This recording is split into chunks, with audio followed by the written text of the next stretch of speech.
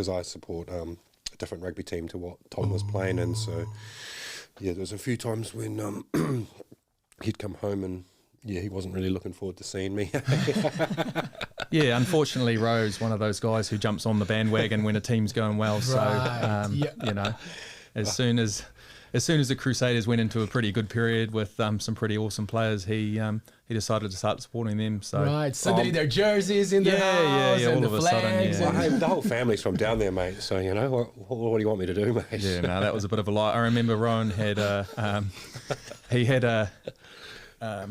no one knows these days, but the answer machine when you call someone's house, and if you'd call the Pyne's household on the landline, and the Crusaders music would start playing in the background. So that was mum.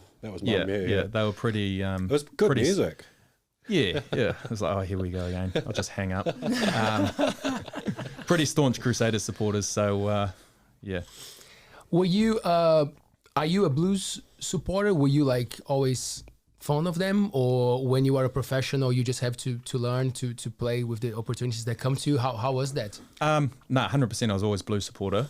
That was my dream, basically. I thought if I could one day be a professional rugby player, that would be like a dream come true. So yeah, from day one, I remember going and seeing, you know, sometimes we'd go and playing like under 10 rugby or something, and then you'd do a team trip in and you'd paint your faces up and you'd be supporting Auckland and back in the old school days, and you know, with the old legends, the Grant Foxes and John Kirwan, Michael Jones, those guys. And then I guess that's kind of, I think it was probably the Rugby World Cup in 1995. It was kind of an age where I was like, well, this is like something that's awesome, you know, like got caught up in the whole Jonah mania, just dominating that tournament. And then he was in the Blues as well, so it was just he was I guess a bit of an inspiration. And then from there it kind of kick-started the rugby fire. Before then it was just, you know, something you just going and doing with your mates and mucking around at school.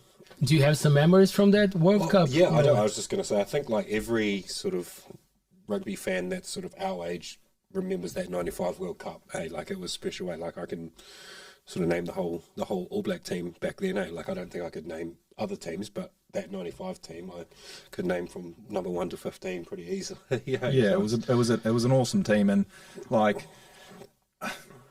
what he did at that time in the game was just completely changed it. Like now there's huge guys all over the place, everyone's doing the weightlifting and stuff like that, but he was just a genetic freak where he was that's just how he was, and he was just absolutely dominating people and kind of changed the game in a way and put it on like the map worldwide. It just really, it is like the first rugby superstar in a way. So I'd still sometimes now like show my son like little clips of Jonah like just running over people, and he's playing rugby now and he's kind of enjoying it, but he doesn't really know what's going on too much. I'm like, have a look at this guy, he, you know, look at how he pumps his legs and just pushes people over and stuff like that. Like try and do that when you're playing. But just an